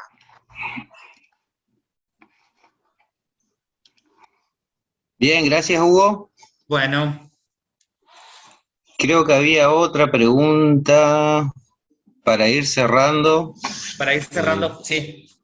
Creo que, bueno, no, felicitaciones. Por allí vi una, pero no, creo que no. No sé Me la si la ven pasaron. allí, Santiago, ¿será? Bueno, sí, sí comentarios, muchos comentarios, ¿no? Que muy agradecidos, gran orientación, excelente. Era para el profesor Verón, no sé si sigue por ahí. ¿Por qué la lengua guaraní es estigmatizada como algo malo? Porque me he cruzado con personas que hablan guaraní para que otros no los entiendan. Creo que eso tiene referencia a lo que él comentaba anteriormente, de cómo la población de Paraguay se manejaba solamente con el guaraní en la época de la guerra. Sí, de todas maneras, que yo creo que está hablando Santiago de algo que yo conozco muy, muy de cerca, tan de cerca que te diré, en mi propia casa. Mi mamá es paraguaya. Vino a la Argentina con su madre de 15 años de San Juan de las Misiones, con 15 años y una bebé en brazos, mi mamá, a la Argentina. Mi mamá vino con 6 meses. Y por supuesto, mi abuela se manejaba en guaraní en su casa. Y en mi casa, mamá se comunicaba con sus tías y con sus primas en guaraní. Y no nos enseñó nunca el guaraní. Y el guaraní sí se usaba para poder hablar porque sobre todo delante de niños curiosos, como era mi caso. Entonces, cuando iban a hablar de algo más personal, ¡tac!, se saltaban al guaraní y nosotros quedábamos fuera. Por favor, para poder participar. Así mismo. Y nosotros quedábamos fuera. Creo que se refiere a eso, que en un ámbito pero ahí hay otras explicaciones que también las puede conocer mucho mejor que yo Miguel Ángel, que tiene que ver con cuestiones de política y con cuestiones de actitudes lingüísticas. La idea de ella de integrarse en la sociedad argentina, bueno, de hecho ella vino a los 6 meses y se crió en la Argentina. Lo que pasa es que su ámbito familiar de tías, primas, eran ámbitos de gente paraguaya y se manejaban en guaraní. Pero cuando ella formó su familia, no había forma. Y nosotros le preguntábamos cosas en guaraní y ella decía, no me acuerdo, yo me olvidé todo. Eso decía. Ahora ya mi mamá es una señora que tiene Alzheimer, está cerca de 90 años y no sé, yo por ahí pienso si en algún momento no volverá con ese recuerdo del guaraní. Pero bueno, ahí hay otras cuestiones que son más complejas. Miguel, no sé si querés aportar algo a la pregunta. Sí, esto que pasó, esto que está describiendo, le voy a decir Hugo, que está describiendo Hugo, es justamente el peligro que puede pasar acá. Si a través de la política lingüística no elevamos el estatus del guaraní, y por otra parte la población no supera esos prejuicios. Pero en el fondo sigue siendo el racismo, en el fondo sigue siendo la subvaloración de las raíces indígenas. Nosotros los paraguayos somos muy racistas con los afrodescendientes por la guerra del 70, porque en los libros se habla de los cambás. Cambás se le dice a los negros. Los negros. Es la guerra con Brasil, porque venían allá esclavos negros o afrodescendientes de Brasil, y por otra parte somos muy racistas con los indígenas, no así con otros, con los ojos azules, gente alta, normalmente no somos racistas. Entonces, ¿cómo se supera esa barrera? No hay otra forma sino las políticas lingüísticas y por otra parte también la profundización de la democracia. La profundización de la democracia. Por eso es que se habla de políticas lingüísticas. Y cuesta, yo soy un militante lingüístico, me considero más que estudioso, me considero un militante por mi lengua. En el 92 logramos la Constitución Nacional, reconoció el guaraní como lengua oficial. Tuvieron que pasar varios años, en el 2010, 18 años para lograr la ley de lenguas. Y nosotros insistíamos en la sociedad civil, proyecto de ley, movíamos aquí para allá. Y esa ley se logró a lo que yo le llamo durante la primavera democrática de Paraguay. La primavera democrática durante el gobierno de Fernando Lugo. Si el Partido Colorado no estaba fuera del gobierno durante esos 4 años, la ley de lengua no salía. Así nomás sencillo es. Y bueno, acá y tenemos que hablar de políticas. Los dos partidos que manejan el país, uno fue fundado por Brasil y otro Argentina, y eran los que estaban en Brasil o en Argentina como legionarios. Esa es la realidad. Entonces, en ese pequeño espacio que estuvo fuera ese gobierno, logramos la ley de lenguas y logramos la Secretaría de Políticas Lingüísticas, logramos la Academia de la Lengua Guaraní. Con decirles, el presupuesto de la Academia, mejor dicho, de la Secretaría de Políticas Lingüísticas o Ministerio de Políticas Lingüísticas fue 8.000 millones de guaraníes en el 2012, segundo año, y ahora son 4.000 millones. ¿Cómo se explica que en el 2012 haya sido ese el monto, 8.000 millones y ahora 4.000 millones? Entonces la resistencia de la élite paraguaya es muy fuerte. La resistencia a la democratización, yo la llamo democratización lingüística, la democratización en general, democratización de las tierras, democratización de la cultura, democratización de la salud, de todo, y también de la democratización lingüística. Entonces es una pelea también constante desde la sociedad civil, tratamos de hacer lo que se pueda. Por ejemplo, estamos enseñando cursos de guaraní en Argentina, están empezando cursos de guaraní apoyada por nuestra institución acá. Acá en Paraguay muchísima gente está estudiando guaraní gracias a la virtualidad desde España, desde Alemania, desde Estados Unidos, desde Brasil, Argentina, Colombia, están estudiando con nosotros guaraní. Entonces de la sociedad civil hay esa iniciativa, pero a veces de la élite, yo le llamo, la élite se resiste a la democratización lingüística. Y es posible totalmente superar el racismo, superar esa racionalidad, superar de que había sido, como decimos en el castellano paraguayo, había sido que sí, el guaraní no entorpece al castellano. Acá no, acá dice, no, el guaraní entorpece al castellano, pero llamativamente el inglés no entorpece al castellano. No, acá cerca de mi oficina, los días sábados, por lo menos antes de la pandemia, centenares, miles de niños que estudian inglés. ¿Y cómo es que el inglés no entorpece al castellano y justamente el guaraní? Y son esas racionalidades que tenemos que superar, y no hay otra manera que a través de las políticas lingüísticas y convencernos de que es posible vivir hablando 2, 3, 4, 5 idiomas y que en un país podamos hablar varios idiomas. Yo creo que la solución para Paraguay es la bilingüización generalizada tipo Cataluña. Todo el mundo habla catalán, o sea, castellano, pero también hablan catalán. Claro. Pero para eso hay que trabajar políticas lingüísticas. Bueno, yo tomé un curso de doctorado que fue de políticas lingüísticas, un curso dictó una profesora, y es apasionante la situación de la complejidad lingüística y las políticas lingüísticas en España, que donde vos tenés el vasco, el catalán, la discusión si el catalán y en algún momento hubo también ahí con cruces políticos, y me encantó lo de democratización, ¿sí? Un cruce político de borramiento y de imponer el español por sobre las otras lenguas, y después con política lingüística hoy se puede estudiar incluso en la universidad en catalán, ¿no? Así es que, y el vasco, ¿no es cierto? Es muy interesante, y he conocido gente en Madrid, gente de Barcelona que vivía en Madrid, amigos míos, que se seguían manejando en el hogar y por teléfono, además con sus familiares todo en catalán, es decir, mantenían su lengua aún no estando en Cataluña, estando en Madrid, y con una amiga mía, con su hija nacida en Madrid, que se seguía manejando en catalán. muy interesante el tema interno de las lenguas. Mucha gente cree que en España se habla solo español. En España tenés el catalán y el vasco. Y encima el vasco, que es complejo. Bueno, ¿qué te parece? Vamos cerrando, que tengo otro Zoom a las 7. Qué pena. Sí. Primero que todo, agradecer. Hay varias afirmaciones que comentan que abuelos, padres o familiares mayores hablaban en guaraní justamente para que los menores no entiendan. Sí. Pero creo que es un tema muy rico, muy importante, que se haya compartido esta tarde.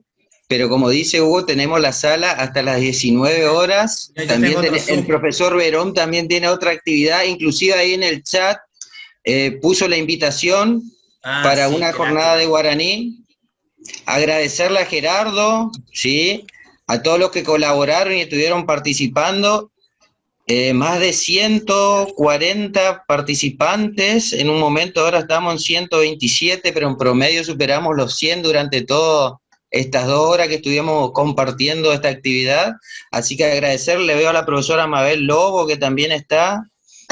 Así que es el puntapié de este tipo de actividades en conjunto con los hermanos y los colegas de Paraguay. Sí, vamos a mantener este tipo de actividades y sí, también queremos agradecer la presencia de ustedes, agradecer a Hugo y al profesor Miguel Ángel el estar con nosotros compartiendo sus conocimientos, y bueno, fue realmente un aprendizaje que tuvimos en la tarde de hoy. A ellos, en nombre de la Universidad Privada María Serrana, agradecemos enormemente el aprendizaje que hemos recibido y la asistencia de todos. Agradecemos también a Santiago, ¿verdad?, por habernos, vamos a decir, por haber establecido este contacto con nosotros y, bueno, poder desarrollar la actividad. Y obviamente esto no para aquí, ¿cierto, Santiago? Vamos a seguir planificando más actividades. Sí, señor, así será. Por último, para cerrar, Hugo, nuevamente el agradecimiento, Miguel, Mariana, al equipo de extensión que estuvo colaborando con la sala y a todos los que se inscribieron para compartir esta tarde con nosotros en este foro. Muchas gracias.